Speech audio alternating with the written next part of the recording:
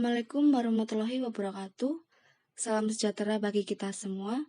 Pada kesempatan ini, saya Selananda Oktavia, selaku mahasiswa S1 Akuntansi Universitas Setiabudi Surakarta, akan mempresentasikan terkait materi akuntansi pajak, yaitu akuntansi kas dan bank. Baik, pertama-tama pendahuluan.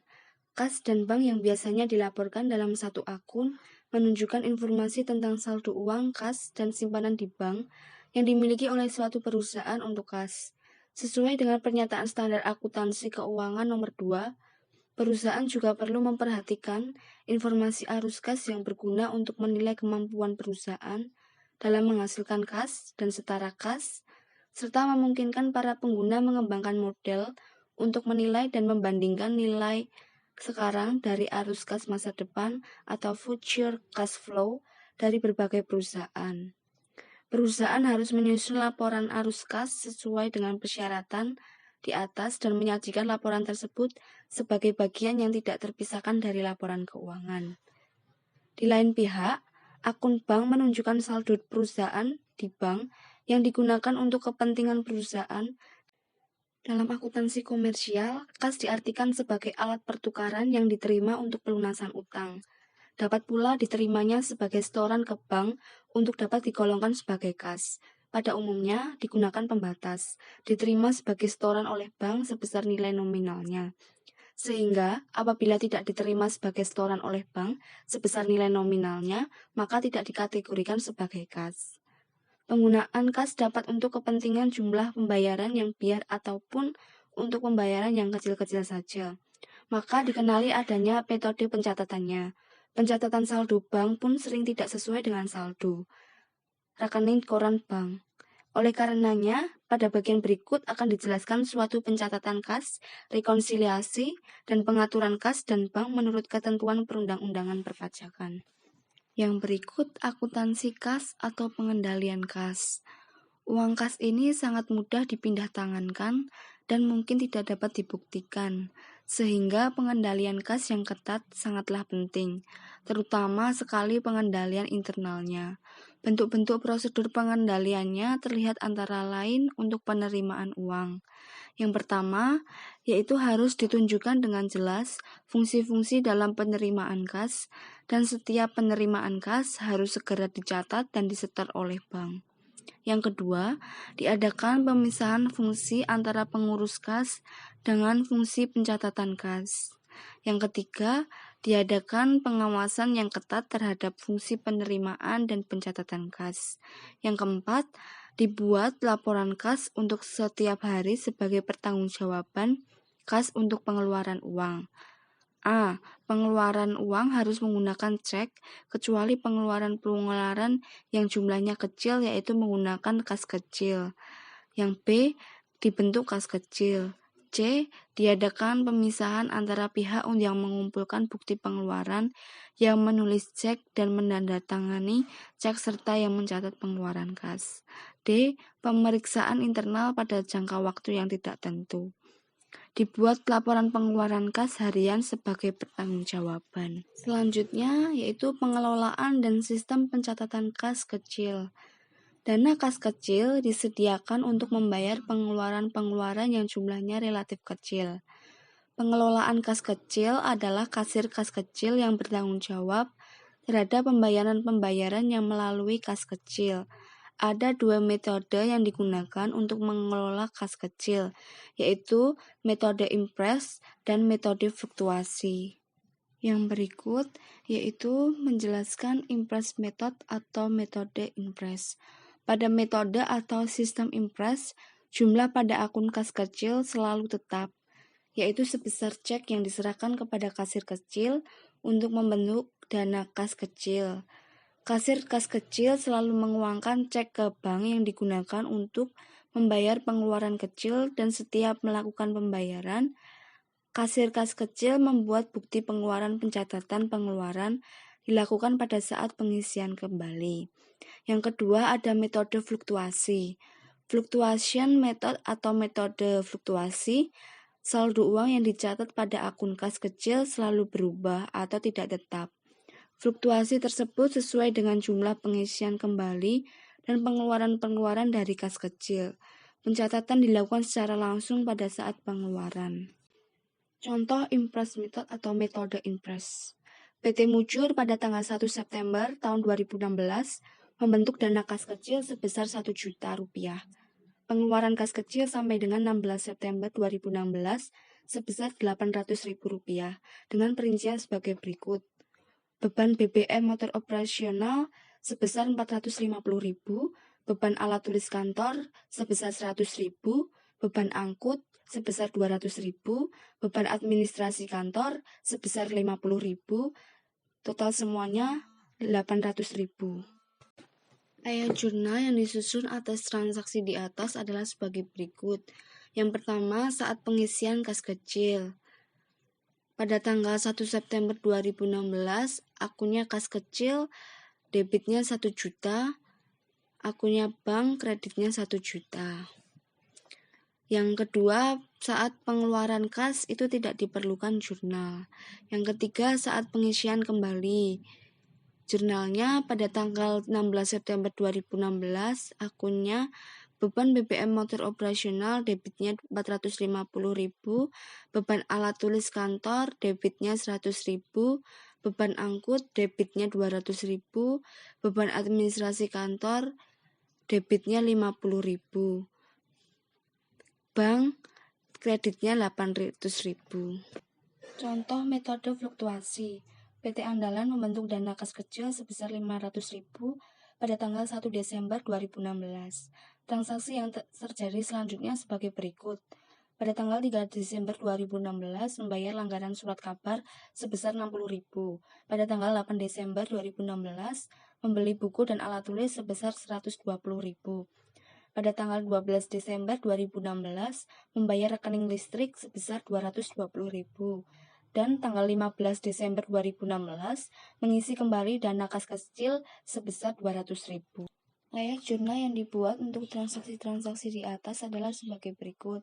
Pada tanggal 1 Desember 2016, debitnya kas kecil Rp500.000, kreditnya bank Rp500.000.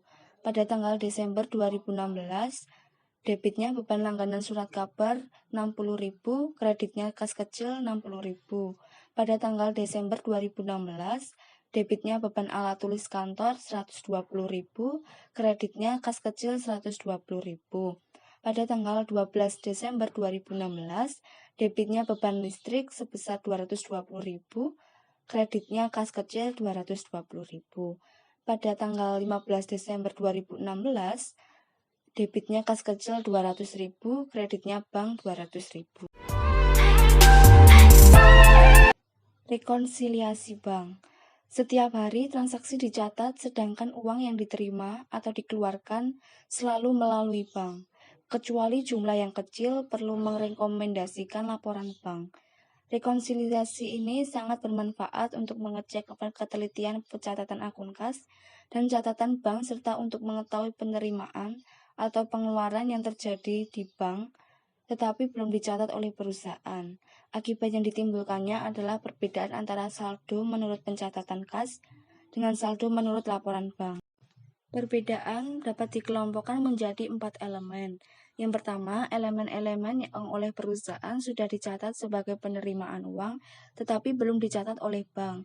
Sebagai contoh, yang pertama, setoran yang dikirimkan ke bank pada akhir bulan tetapi belum diterima oleh bank sampai bulan berikutnya, atau setoran dalam perjalanan. Yang kedua, setoran yang diterima oleh bank pada akhir bulan tetapi dilaporkan sebagai setoran bulan berikutnya, karena laporan bank sudah terlanjur dibuat atau setoran dalam perjalanan. Yang ketiga, uang tunai yang tidak disetorkan ke bank. Yang kedua, elemen-elemen yang sedang dicatat sebagai penerimaan oleh bank tetapi belum dicatat oleh perusahaan sebagai contoh. A. Bunga yang diperhitungkan oleh bank terhadap simpanan tetapi belum dicatat dalam buku perusahaan atau jasa giro. B. Penagihan wesel oleh bank sudah dicatat oleh bank sebagai penerimaan, tetapi perusahaan belum mencatatnya. Yang ketiga, elemen-elemen yang sudah dicatat oleh perusahaan sebagai pengeluaran, tetapi belum dicatat oleh bank. Sebagai contoh, A.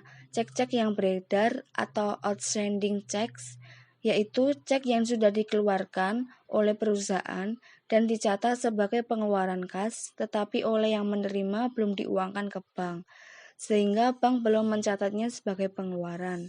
Yang B. Cek yang sudah ditulis dan dicatat dalam jurnal pengeluaran uang, tetapi ceknya belum diserahkan kepada yang dibayar. Belum merupakan pengeluaran sehingga jurnal pengeluaran kas harus dikoreksi pada akhir periode.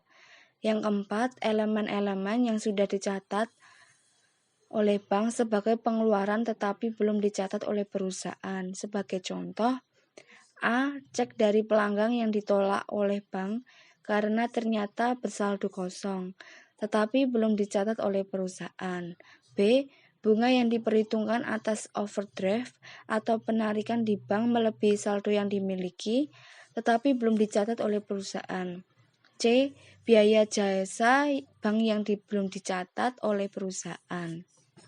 Selanjutnya yaitu penyusunan rekonsiliasi bank dapat dilakukan dalam dua cara, yaitu yang pertama rekonsiliasi saldo akhir yang bisa dibuat dalam dua bentuk. Bentuk pertama, laporan rekonsiliasi saldo bank dan saldo kas untuk menunjukkan saldo yang benar. Bentuk kedua, laporan rekonsiliasi saldo bank pada saldo kas. Yang kedua, rekonsiliasi saldo awal, penerimaan, pengeluaran, dan saldo akhir bisa dibuat dua bentuk, yaitu A. Laporan rekonsiliasi saldo bank pada saldo kas 4 kolom. Yang B. Laporan rekonsiliasi saldo bank dan saldo kas untuk menunjukkan saldo yang benar 8 kolom. Akuntansi pajak. Seperti telah dijelaskan dalam akuntansi komersial, kas dan bank sebagai pos yang paling likuid dalam bentuk uang kertas, uang logam, saldo rekening, giro, dan tabungan. Perlakuan akuntansi kas dan bank ini tidak diatur tersendiri dalam undang-undang pajak, sehingga dalam pengertian kas juga mengikuti ketentuan akuntansi komersial seperti yang tidak termasuk kategori kas, yaitu sebagai berikut. Yang pertama ada deposito. Deposito merupakan bentuk deposito jangka pendek atau jangka panjang, tidak termasuk ke dalam kas. Yang kedua ada persediaan perangko dan materai. Terhadap persediaan perangko dan materai ini sering diketemui di perusahaan yang sewaktu-waktu dapat digunakan. Jumlah persediaan perangko dan materai kemungkinan cukup besar, yang umumnya dimasukkan dalam kategori akun persediaan perlengkapan kantor atau office supplies. Yang ketiga ada uang muka. Uang muka yang diberikan kepada karyawan, meskipun belum digunakan oleh yang bersangkutan, tidak digolongkan sebagai kas. Yang keempat ada cek mundur atau cek kosong. Bentuk cek mundur atau cek kosong tidak memenuhi syarat sebagai uang kas. Selanjutnya, penyajian dalam akun kas dan bank ini dalam neraca komersial atau neraca fiskal dicantumkan sebesar nilai nominal. Apabila terdapat kas dan bank dalam mata uang asing, maka kurs yang digunakannya adalah nilai kurs tetap atau historis, atau kurs pada tanggal neraca yang dilakukan secara konsisten atau taat asas. Beberapa contoh transaksi kas dan bank yang berkaitan dengan objek pajak yang dikenakan bagi pihak yang bertransaksi. Ini contoh akuntansi pajak. Pada tanggal 4 Februari tahun 2016, Tuan Nurdin menerima bunga deposit dari Bank Mandiri sebesar 8 juta. Dengan tarif pajak penghasilan yang pemungutannya bersifat final, Pasal 4 ayat 2 yang selanjutnya ditindaklanjuti dengan Peraturan Pemerintah Nomor 31 Tahun 2000, besarnya PPh atas bunga deposito bersifat final sebesar 20% dikali 8 juta. Hasilnya 1.600.000. Ayat jurnal yang diperlukan tergantung wajib pajak menggunakan metode pencatatannya, yaitu sebagai berikut. Yang berikut ada dua pencatatan, yaitu pertama metode bruto dan yang kedua ada metode neto. Pada metode bruto tersebut pajak penghasilan Pasal 4 ayat 2 diberlakukan sebagai beban, tetapi perlu diperhatikan bahwa Undang-Undang Pajak Penghasilan menyatakan pajak penghasilan tidak diperkenankan untuk dibebankan, atau Pasal 9 huruf H Undang-Undang Pajak Penghasilan. Yang berikut ayat jurnal saat menerima bunga deposito sebagai berikut. Pada tanggal 4 Februari 2016, akun kas dan bank, debitnya 6.400.000, debitnya PPh pasal 4 ayat 2, 1.600.000, kreditnya 8 juta dalam akun penghasilan bunga. Yang kedua ada metode neto.